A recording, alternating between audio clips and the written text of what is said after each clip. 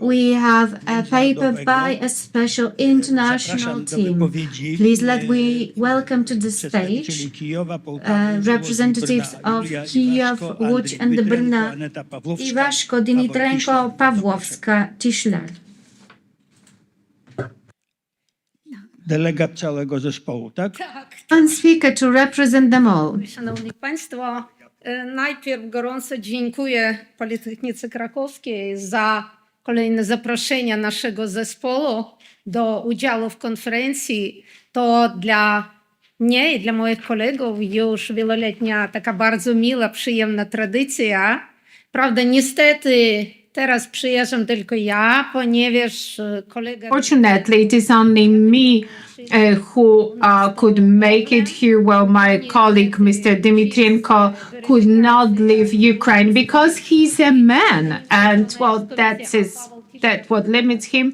And another colleague has underwent a surgical intervention, and another colleague, she's in the process of obtaining her scientific degree.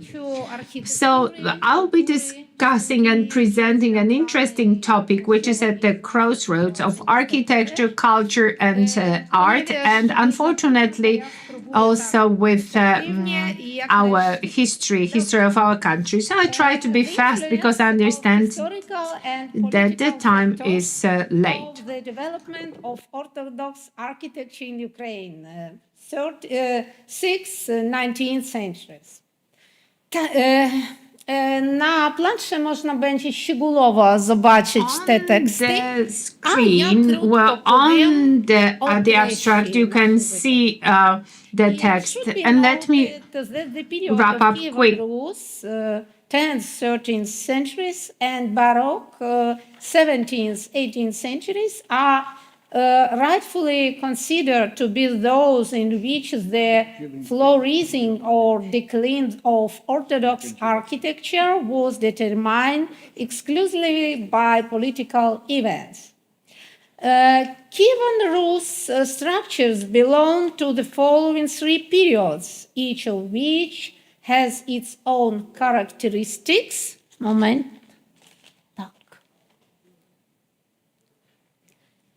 With own characteristics. The baptism of Rus, borrowing from Byzantium the experience of masonry construction, centralized power, and the states flourishing during the rule of Volodymyr and Yaroslav, enabled large-scale church construction. Na tych rysunkach, na tych zdjęciach można zobaczyć przykładowo nasze znakomite pamiątki o czasów Rusików. Amazing memorabilia going back to the time of Kiev, Ruthenia, so Saint Sophie Sophia Cathedral. So this is the first period of the so-called Kiev Ruthenia. So this is the main tradition of decoration and ornaments and construction in that first period. And here, further on, przykładowo, jak wyglądały you may see some examples of buildings of the second period in the history of Kiev Ruthenia. So after Prince Yaroslav's death, fight for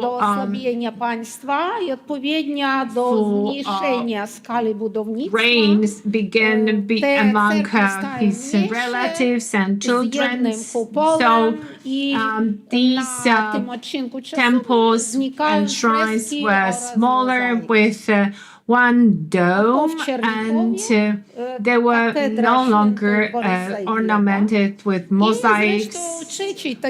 And then there was this third part, third section. So it was the collapse of the Ruthenian in Kiev, Ruthenia, so it was fight with the Mongols and destruction of Kievan Ruthenia. So at that time, the country, well, the state was weakened. So this is Saint Paraskiva church. So you may see that this building, this place is relatively small with 4 pillars and 1 dome, and its scale was relatively smaller. So what's the difference between the buildings, where the structures of the first and the third period of Kievan Ruthenia? And then we're speaking about the main features, characteristic features. Kievan Rus architecture are as follows. The genesis of church from a volumetric spatial composition with a horizontal vector of development, a certain squatness due to a large number of naves, a perimeter extension of galleries and numerous domes, to a composition with a vertical vector of development, verticality due to fewer naves, a single dome, and the absence of perimeter extensions. A departure from ideological and politically determined monumentality and luxury toward intimacy and simplicity. A departure from complete imitation of Byzantine canons toward local traditions, which manifested in the types of masonry and structures. Ideologically definite iconography of frescoes and mosaics, both purely canonical and secular. A departure from pyramidal composition with a main dome and a series of smaller domes as a symbol of centralized princely power to a single domed composition. І наступний наш такий темат то власне о архітектурі часу, названих так символічно козацьке бароко. Jednak powinnam podkreślić, że to nazwa jest umowna, ponieważ, jak będzie widocznie, ten styl jest odmienny od tradycyjnego baroku w Europie Zachodniej i jak najbardziej. The next significant period in which political events became a determining factor in influencing the character of Orthodox architecture was the period of the Cossack Baroque.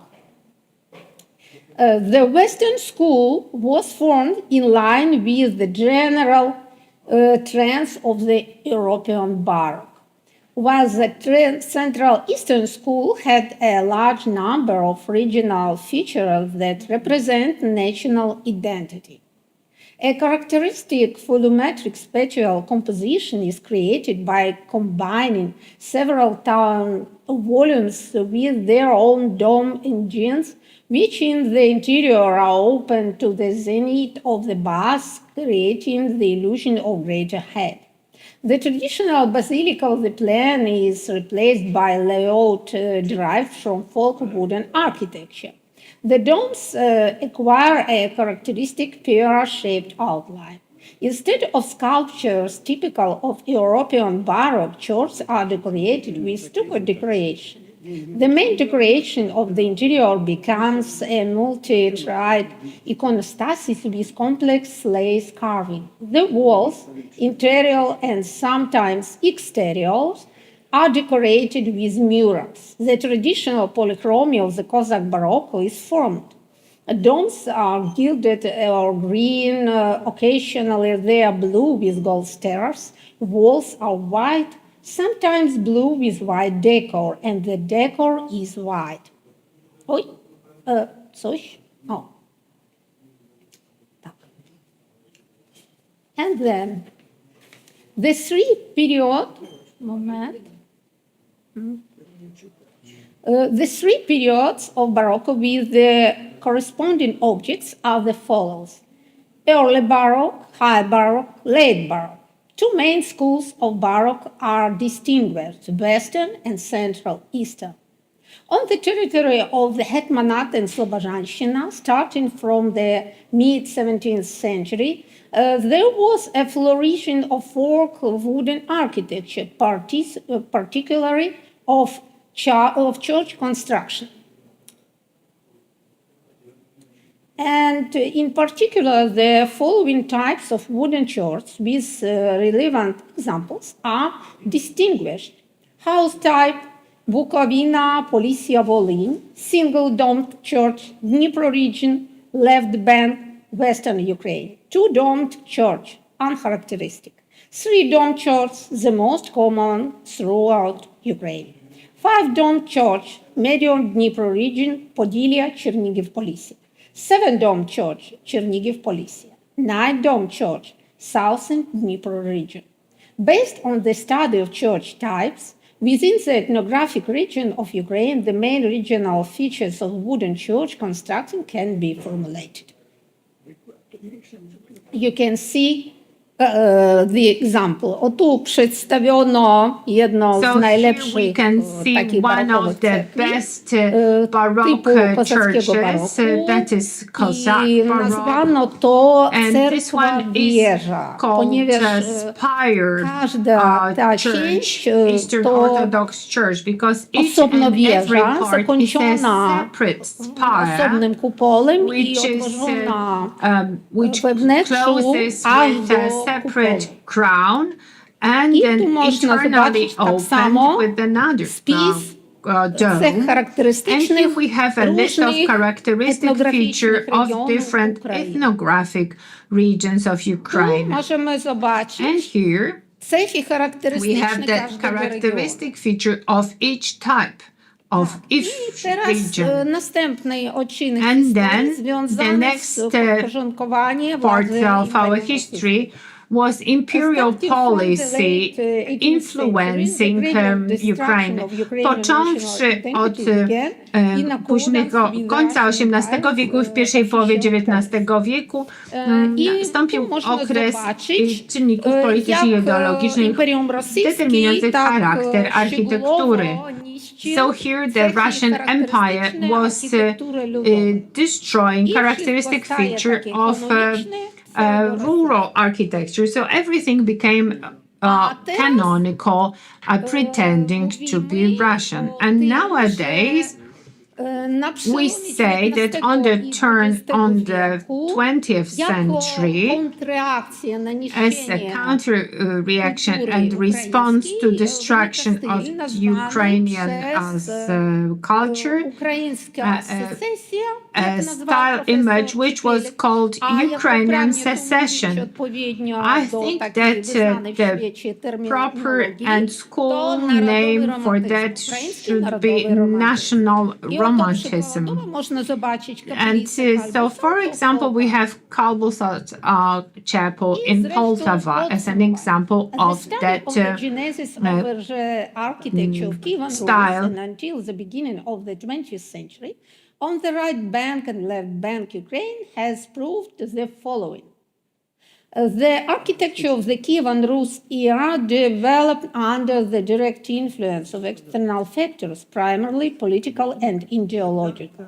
During the time of Kievan Rus, such external factors were the baptism of Rus centralized the power of the prince and consequently the borrowing of the Byzantine scheme of state function. However, this model was never implemented on the territory of modern Ukraine directly according to the Byzantine model. The next global period of the influence of historical and political events on the creation of a fundamentally new style of architecture was the 18th and 19th centuries. I jako podsumowanie można powiedzieć, że mamy kilku takich stylów i te styli kojarzą z narodową identycznością Ukrainy i w czasach wojny te pojęcia, te terminy narodowej identyczności identity of Ukraine. So that concept of the national identity is now transformed because of the war. And this is why we've chosen some characteristic style for the national identity. So we have the Kievan Ruthenia, which is related to Christianity. The other style, the so-called folk style, was Cossack Baroque. And the third one is the Ukrainian national romantism that was built on the basis of modernistic trends and the tradition of Cossack architecture. And here you may see the impact of ideology on the architectural style. You can see it clearly on the example of architecture of the Ruthenian, Kiev-Ruthenian period. So that was the state religion. We had support of money and what types of architecture to reinforce that rule in the area of Kiev, Ruthenia. Then there was this national style under the rule of military leaders, and then we had that national romantism, which was formerly under the rule of the Russia Empire, but that style reinforced folk identity. And here we can see these characteristic features. And thank you very much for your attention.